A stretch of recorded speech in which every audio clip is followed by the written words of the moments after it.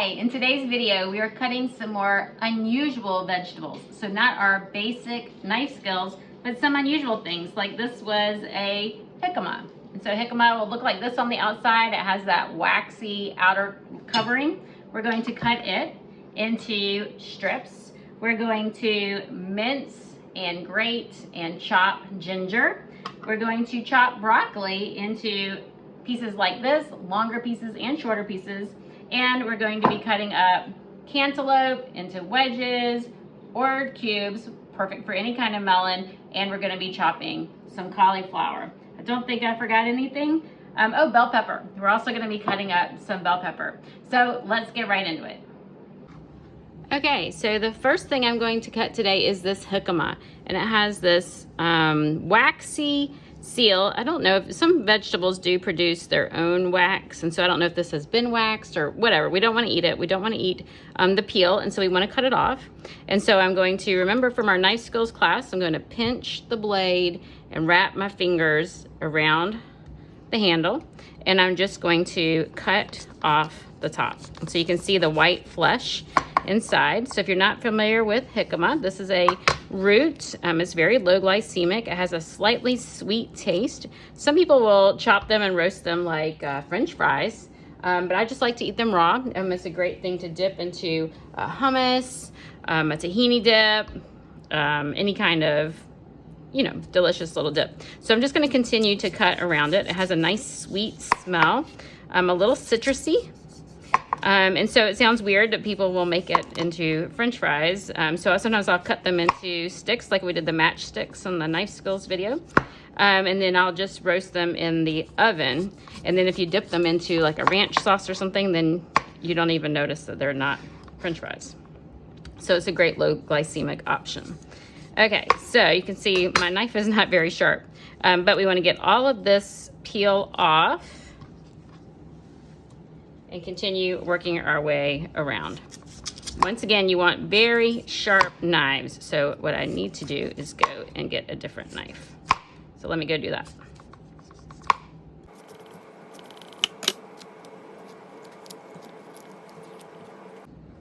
Okay, so you can see it kind of has these strings here too, a lot like a coconut there. So let me try this knife and see if it's a little bit sharper. Yeah, that's much better. I can just cut right through. Once you get that rind off, it's really easy to slice into cubes. You can dice it. Anything you want to do. Cut it into matchsticks. Cut it into like French fries. I just like nice long sticks since I'm going to usually just dip it into a dip or have it alongside a salad. So it looks a lot like coconut on the board, doesn't it? All right. Get all of that off. I will continue to cut this off.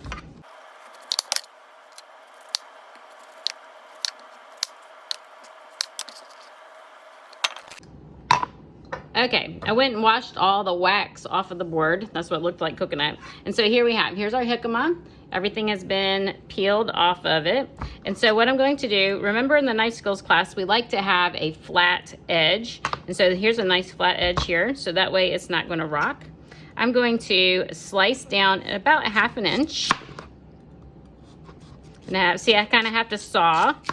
Once again, I'm gripping the blade so that I have total control. I'm holding my fingers back, not out. This is really, so sometimes you do have to use your other hand to press down.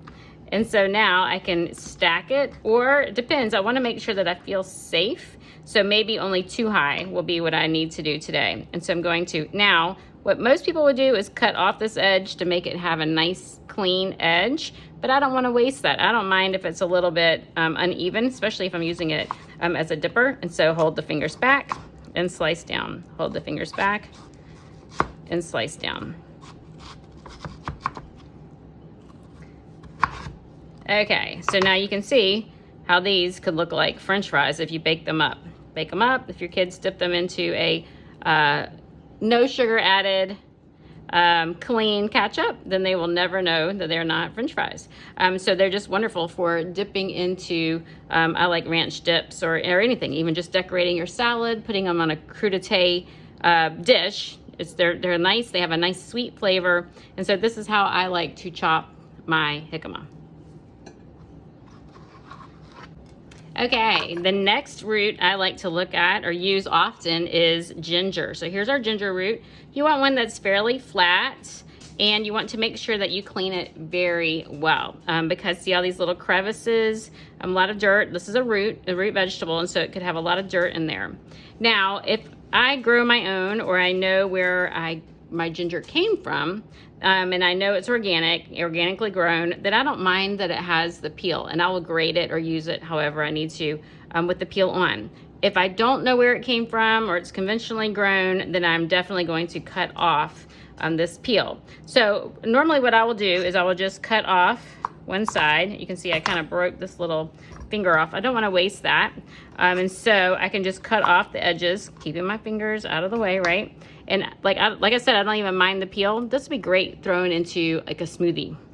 And if I know that the peel is safe, I'm gonna go ahead and throw it into a smoothie. Because when we eat things like this, remember, this skin is what's protecting the plant. And so it's what helped it protect it against parasites and bacteria and insects and viruses. And so there's a lot in here, in the skin and in the area that connects the skin to the flesh, a lot of medicinals. And so I like to add those to my smoothies.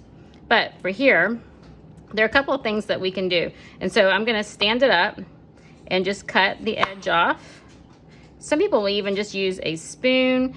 It's hard to get through those knobs sometimes. This is nice and fresh and soft, which is great. But you could even use just a regular potato peeler and just peel it. And like I said, some people will even use a spoon. So a lot of recipes will say, they'll call for 1 inch. So you just want to make sure you peel until you have about 1 inch. And then I like to use a microplaner like this, just a little small grater. These are very inexpensive. You can find them on Amazon. And then I can just grate. It smells so good, especially with that jicama. Ooh, that's a great combination. I think I'll try throwing in the jicama into a stir fry. So I'll show you how to cut that too. So here is my ginger right here. So nice grated ginger. But sometimes we want it cut into strips. I have had recipes where it was cut into strips. And so I'm gonna cut off this little bit here. Also great to go into my smoothie. Keep my fingers back. And I'm going to, what's the best way? Because it's kind of awkward, I'm just gonna break it off. And I'm going to cut it here. And so I want to make sure this is nice and clean. And so that might have some debris on there. I used I have almost like a toothbrush that I used to clean mine. And so once again, I'm going to peel it all off. If it's not organic or I don't know where it came from. If it is organic, I don't mind the peel, but some people do. It could be getting your teeth, that kind of thing.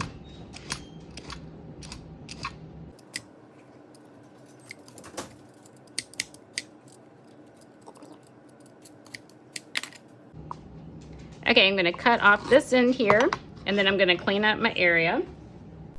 Remember to use the back side of the knife to scrape the board. Okay, and I'm gonna clean up this one little edge. All right, so if I wanna cut this into strips, then I have my fingers curled back. Remember, we need a flat edge, so I'm gonna cut it, lay it flat so it's nice and stable, and then I can just thinly slice it.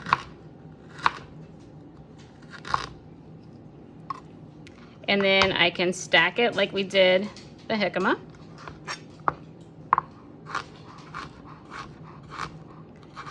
And I've had recipes where I use little strips like this in like spring rolls. It's pretty spicy, so you have to be someone who really likes ginger.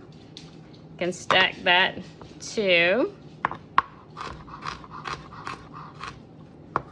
And then this last one is kind of curved on top. Once again, it doesn't bother me, but for some people, they like a nice straight edge, and you can definitely do that. I just don't like to waste. Okay, so here are our matchsticks, which we can use, or if we want it chopped smaller, maybe we don't have a fine grater, and we just want to use our knife, then we can just line those up. I'm trying to just clean up my board a little bit more. Okay, line these up. I love this overhead camera. And then I can just slice, keeping my fingers back. It's a little out of control.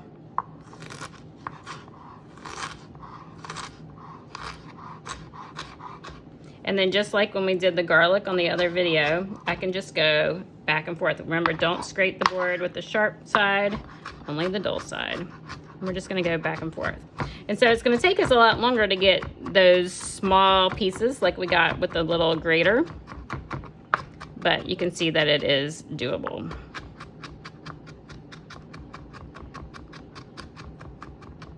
I love ginger and it smells so good. Okay, so you get the point there. Let me throw that one on our plate for later. Now, the other thing is, what if I want to make a tea? Then I'm going to peel it. And then I can slice it into rounds. Sometimes I'll make a broth. With the tea, I do like to boil it too. With roots, you do like to bring them to a boil and steep them for 20 minutes. And I just like to cut it into rounds like this. Now, if you want to get even more medicinals, then I would use the chopped here to make my tea. And when I make broth that's gonna simmer for a long time, then I use pieces like this. Okay, let me clean up my board and we will make the next one.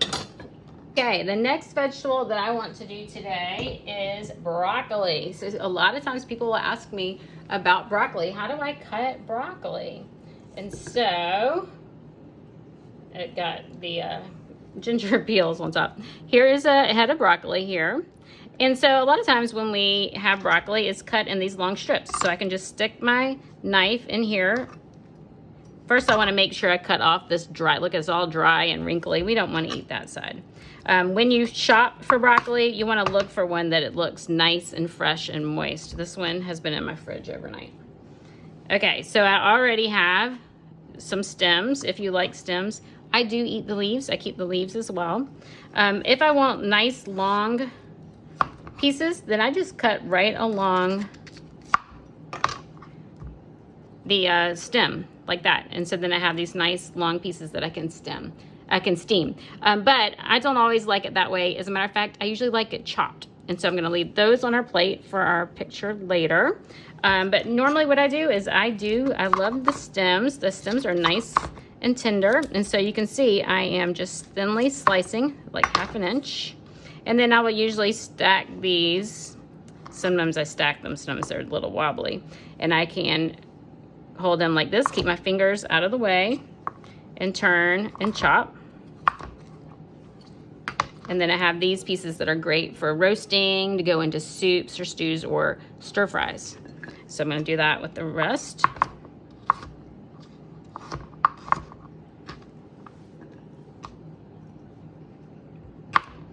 I left a leaf. And then I get to the floret. And so it depends on what I'm making. If I'm gonna be roasting, then that's a great size. I want something that is going to, actually I wanna cut that in half. I want it to be bite-sized. I don't want any hanging out of somebody's mouth when they're eating. And so you wanna be really mindful of that when you are cutting it. And so if I have like these, I can cut these 2 off, or 3, and show you again. So depending on what I'm making. So look, this is a spot here that I don't want. And so I'm going to discard that one. The rest look okay. This is kind of, I'm gonna throw that one out too. Let's just go with this one. All right, so I can thinly slice here, and to have just thinly sliced pieces, I can cut it in half like this, and sometimes I'll cut it in 4ths through the stem. So I have these pieces here. These are also great for roasting, nice bite size, and to go into soups. I can tear them apart with my fingers. Did you see that? Or if I'm making like a broccoli salad or a broccoli slaw, then I like it to have lots of different flavors. When I eat something like a slaw, I want all the different flavors in each bite. So I'm gonna cut this as much as possible. So I have these little florets. I'm going to thinly slice all the way to the flowers. And so then when someone has a forkful or a spoonful, then they're gonna get lots of different flavors, the dressings, the other ingredients that are a part of the salad. So I'll do that again. Thinly slice, and it kind of falls apart, and then that's what I'm going to use for like a salad. These pieces are great for soups or roasting. And then I'll do it again. So I'm going to, I could either cut along the line to have nice long, sometimes if we steam them, this is great to have on the plate, a beautiful presentation when they're nice and long.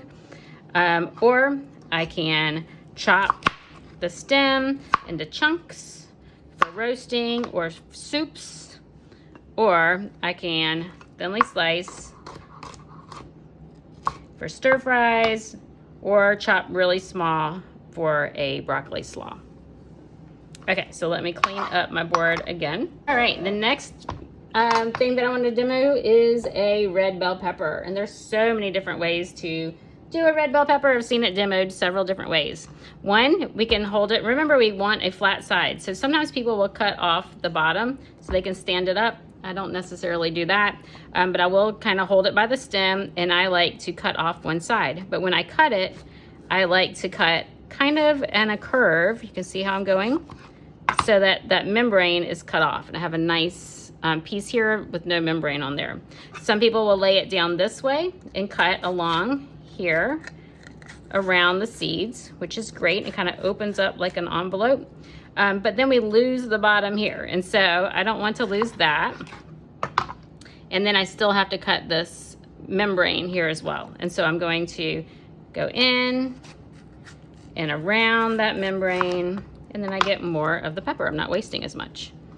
Go in, you see how my fingers are back, slide around, and then I can cut down. And now it gets a little floppy when you're on that last piece, but I don't have as much membrane on there. Okay, so now there's several different things we can do. If I'm making kebabs, I want maybe 1-inch pieces, then I'm just going to cut down. And this is crooked. I don't mind it being crooked, but if you do, cut and discard. And then you can have these here, and this will be great to go onto your kebabs or as roasted vegetables. Those are great. If I want that to go into a soup, I might want strips, or I might want squares. And so you can see I can just cut them right into cubes like that. It's kind of unusual to do that for peppers. What I normally do is strips, and so I'll just lay it down. I don't normally put it skin side up because the skin can be kind of slippery. I put skin side down, and so holding my fingers back, curling back the ends, I'm gonna lay the tip of my knife down and slide forward. That way I cut through that kind of tough skin. Down and forward, slide back, down and forward. And so you can see I kind of just rock and roll over those, and then I have these strips.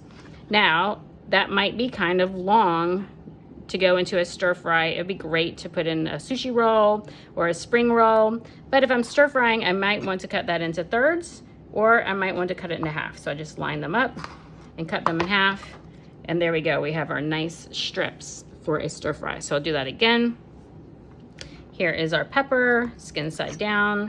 I like to hold it down, and so I might use my hand, I might lift my hand a little, but I bring my knife back to it and slide forward, back to it and slide forward, back to it and slide forward. I still have a nice firm grip on my knife, and I'm just, I call this the rock and roll. Rock and roll. Line them all up. See, these pieces are kind of shorter than that other one. And then slice in half. These are perfect for a stir fry. If I'm roasting, I'll make them a little bit bigger. And I don't know anyone who likes to eat that little membrane, though there's probably nutrition there. So I'm gonna lay it down and just kind of slide my knife around, keeping those fingers out of the way. And so this is nice and thick if I want to roast it. For a salad, I generally like it a little bit thinner than this, so I'm gonna cut this one in half. If I can manage it, I might have to hold it this way like a rainbow and slice through, and then slice that into pieces. So you can see how much water was released between me washing off the board. Okay. All right, let me wipe this off, and then we have 2 more to go. Okay, I saved the messiest ones for last. The next thing I have is a cauliflower, and you can see I kind of trimmed some pieces off. I've got some debris on here from my hands. So I cut some debris off of here.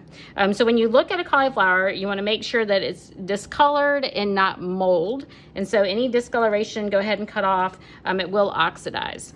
On the bottom, I don't like the leaves. The dogs do. So you can just compost them. You can just break them off.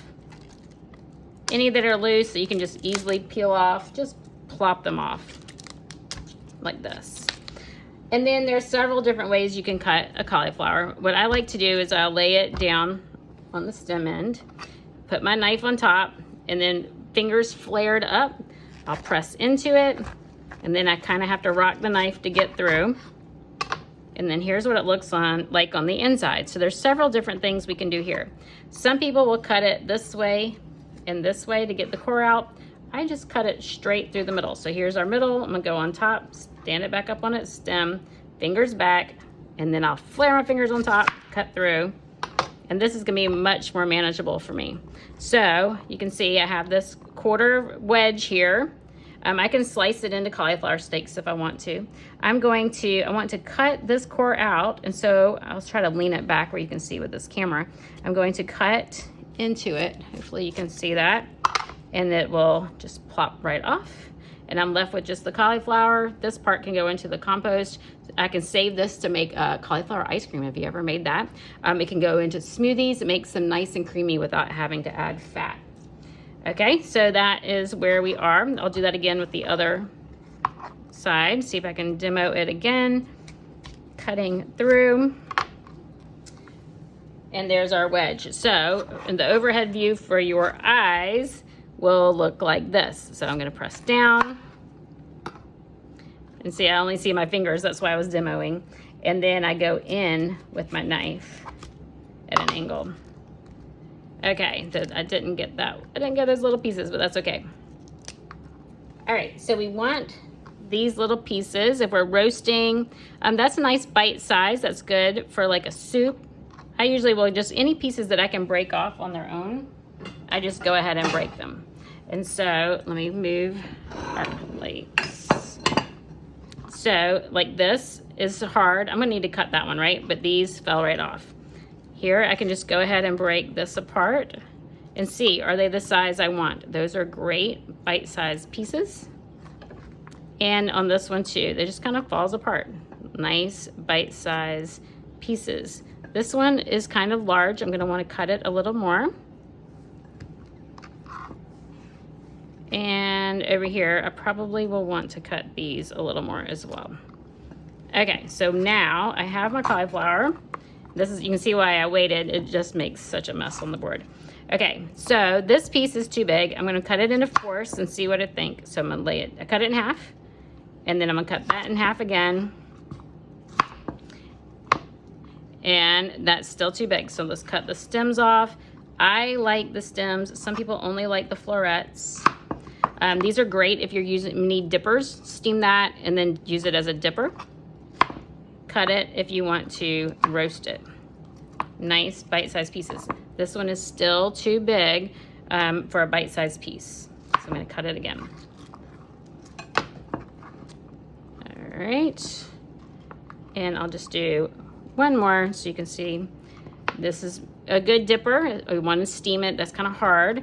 If I'm not using it as a dipper, I'm going to cut it in half. I'm going to cut that stem off.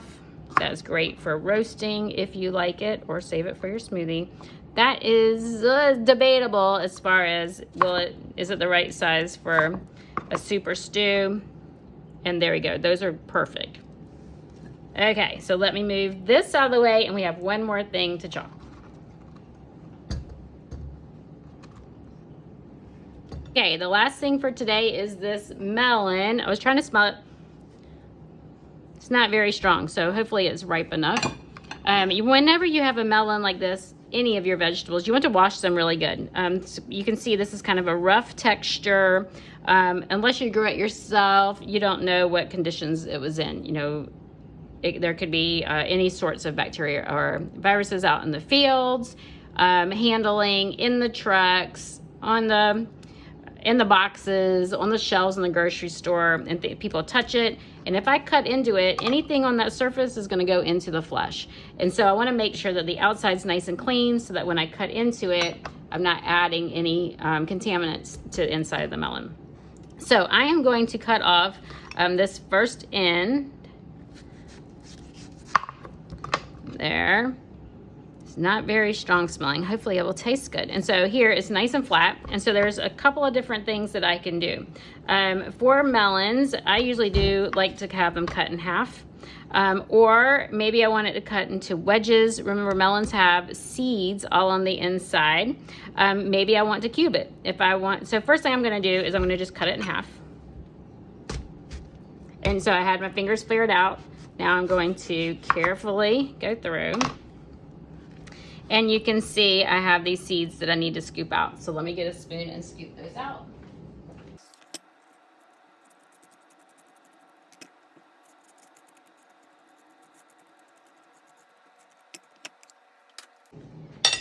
Okay, here are our melon halves.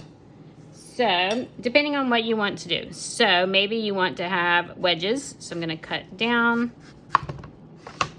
and then just cut that in half. And I have nice wedges for someone to eat. Maybe I want to cut it into cubes. And so, I'm going to turn it over so it's nice and stable and not going to flip-flop. I should have done that for the first one. And I'm just going to cut through. All right, so now it still has the skin on it. It's perfect for like watermelon. The kids are holding it and then they can just discard at the end. Now, some kids like to eat it like this, right? Like a smiley face. Or you may want to cut it like this. That way they can hold it a little bit better. Or what I will usually do, maybe a few slices like that for anyone in the house while I'm cutting it. But to go into the refrigerator, I am going to cut the peel off. And so it's hard to do this. I should have angled the camera a little differently. So I'll show you holding it the way I don't want you to hold it, but just so you can see, I'm just going in and cutting the peel. What I will do, the safe way to do it is keep it stable on your top and then just, I'm cutting around. Look at that bright green color right there. Woo, lots of nutrition in there. All right, cutting around, turn, cutting around.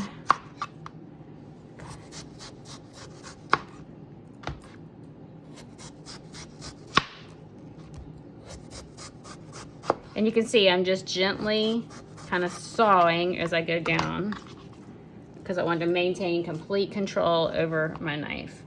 At the end, I did miss some pieces because it's curving back in.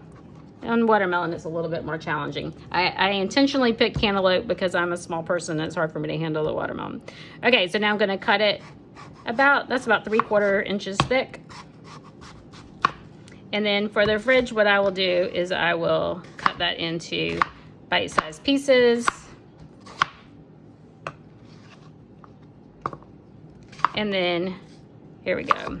Now you have to be careful because these melons are really slippery. So you're going to make sure that you have a nice sharp knife that won't slide on the fruit.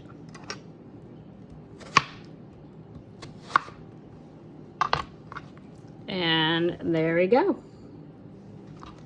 All right, so we made or chopped. We have our bell pepper, we have the chunks, we have strips for roasting, and hidden underneath are some smaller ones. I hid them too low. I have chopped broccoli, I have jicama sticks that I could cut into cubes, and I have broccoli stems if I want to steam those. I have the rough chopped ginger, thinly sliced ginger, I have minced ginger, and then I have our chopped cantaloupe, our cantaloupe wedges, and our chopped cauliflower. So if there's something that I didn't chop today that you would like to see, please let me know. If you have a better way to chop something, I know I am not perfect. I'm just showing you the way that I like to do it and what's easy for me. And so I would love to hear from you. I would love to be able to offer whatever I can to help you cook better. Make sure you click in my bio and download any of my free ebooks. I have several recipe books, and I even have a cookbook that I would love for you to enjoy and share with your friends.